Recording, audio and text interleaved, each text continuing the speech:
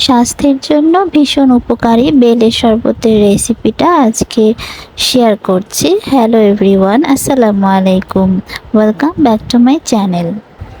বেলের শরবত তৈরির জন্য এখানে আমি পরিমাণ মতো বেল নিয়ে নিচ্ছি। এইটুকু বেল দিয়ে আমি 2 গ্লাসের মতো শরবত তৈরি করব। তো এখানে আমি পরিমাণ মতো অল্প অল্প করে পানি দিয়ে হাতের সাহায্যে কচলে কচলে পানির সাথে বেলগুলো সুন্দরভাবে মিশিয়ে নিচ্ছি।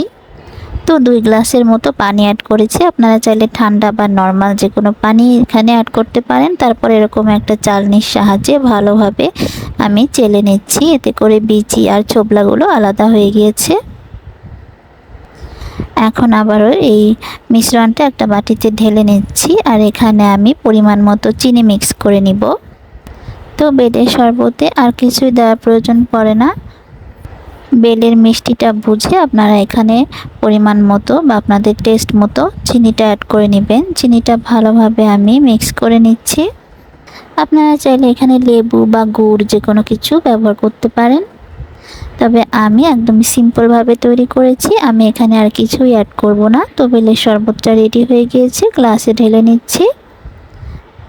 তো তৈরি হয়ে গেল ভীষণ মজার স্বাস্থ্য উপকারী বেলের শরবত। এই বেলের শরবতটা সকালে খালি পেটে খাওয়া স্বাস্থ্যের জন্য খুবই ভালো, এতে পেট পরিষ্কার হয়। তো ভিডিওটা এখানে শেষ করছি। ভালো লাগলে লাইক করে দিবেন, চ্যানেলটি সাবস্ক্রাইব করে সাথেই থাকবেন। সবাই খুব বেশি ভালো থাকবেন। আল্লাহ হাফেজ।